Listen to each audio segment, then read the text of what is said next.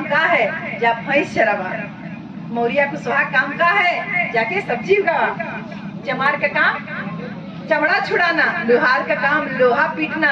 ये सारी चीजों से साहब निजात दिला दिए। साहब ने धीरे धीरे धीरे धीरे करके समाज को एकजुट किया, लेकिन इस मनु विकृति ने वापस हमारे बीच में काम करके धीरे धीरे धीरे धीरे धीरे धीरे पहले हमारे बीच में भय बैठाया। किसका? खुर्शीद आलम भाई का।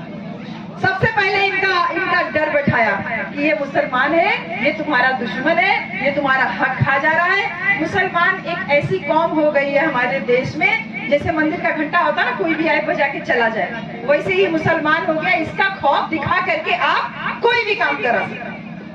आपको बता दिया सारे हिंदू एक हो जाओ, तुम्हारा दुश्मन मुसलमान है। एक बार भी दिमाग से नहीं सोचे कि तुमको अहीर, धोबी, पासी, लुहार, कहार, चमार, सुनार में किसने बांटा? किसी मुसलमान ने बांटा था क्या?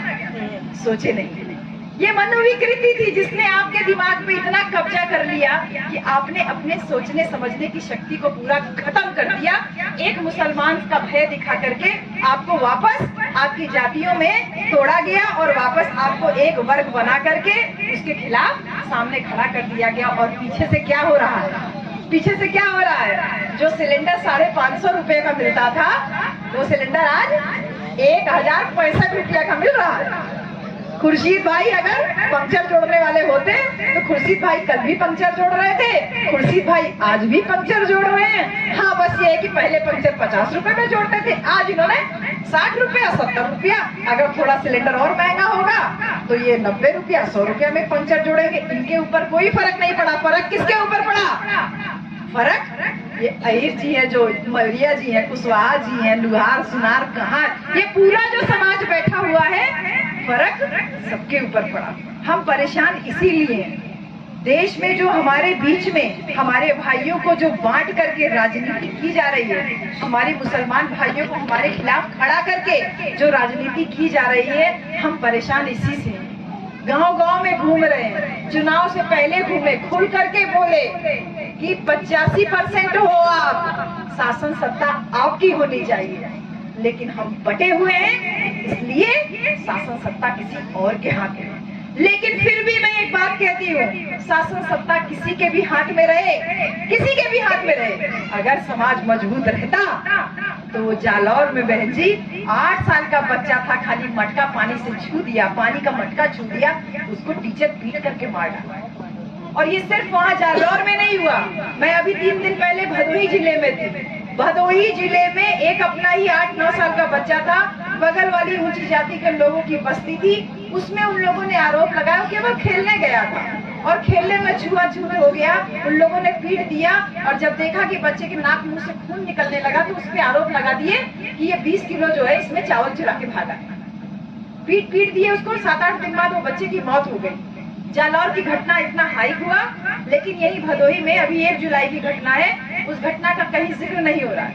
मेरा घटना के ऊपर बात करने का सिर्फ इतना उद्देश्य है बहन जी कि ये जो घटनाएं हो रही हैं, हमको तोड़ करके जो काम हो रहा है, शासन सत्ता किसी की भी रहती, समाज मजबूत रहता, समाज संगठित रहता, तो इनकी हिम्मत नहीं पड़ती। आप खुद देखिए, चाहे आपकी सरकार हो, चाहे आपकी सरकार हो, आपकी सरकार हो, आपकी बहन जी या भैया आपकी सरकार हो, हम में से किसी भी जाति के लोगों की अगर आप मान के चलते हो कि ये फला सरकार मेरी है, तो एक ऐसा वर्ग है तथाकथित जिसमें केवल 3% लोग हैं। उन 3% लोगों का काम, शासन सत्ता किसी की भी रहे, उनका कभी काम रुकता नहीं। गलत कह रही हो तो बताइए।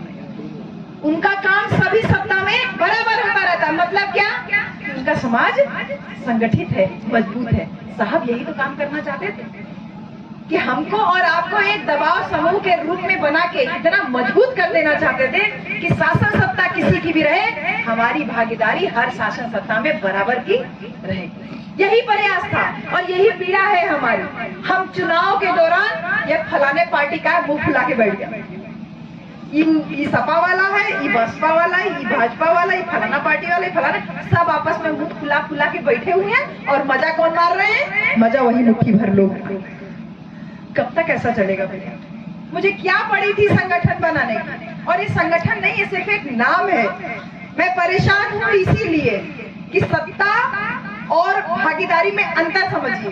सत्ता कुर्सी के लिए होती है।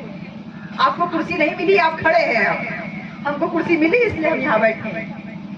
कुर्सी का मतलब ये नहीं है कि कुर्सी में सभी जाति और धर्म के लोगों की भागीदारी होगी। कुर्सी केवल एक व्यक्ति है, मैं नेता हूँ, मेरी कुर्सी बची रहे, इसके लिए मैं सबको आपस में लड़ा करके मरवा डालूं, मुझे कोई फर्क नहीं। ये है कुर्सी की लड़ाई। और लोग कुर्सी की लड़ाई के लिए लड़ रहे हैं। हमारा जो लड़ाई है वो भागीदारी का है। कर्पूरी ठाकुर से लेकर के बाबू जगदेव प्रसाद कुशवाहा जैसे महापुरुषों ने क्या नारा दिया था? 100 में शोषित हम हैं, 100 में 90 भाग हमारा है। कहा कि 100 में 90 हम हैं, शोषित हमें, 90 भाग हमारा है। साहब कांसीराम ने कहा 100 में 85 हम हैं, 85% हमारा है। कहा जिसकी जितनी संख्या भारी उसकी उतनी हिस्सेदारी मिली क्या आपको? सुर्ती खाने से ऊपर, दारू पीने से ऊपर 1-2 जून का रोटी का जुगाड़ हो जाए, इससे ऊपर आप अपनी जिंदगी हैसियत को लेके आ पाए क्या? चाहे आप हिंदू बने रहिए, चाहे आप मुसलमान बने रहिए, सोच करके देखिए, कर पाए? सरकार धीरे धीरे करके, प्राइवेट करके सारे नौकरी, शिक्षण संस्थान सब खत्म करती जा रही है। भागीदारी आपकी पहले थी ही नहीं, और अब जब खत्म हो जाएगी तब तुमको कैसे भागीदारी मिलेगी भैया? और जो जिनको कुर्सी प्यारी है, क्या वो आपके हक की बात कर रहे हैं?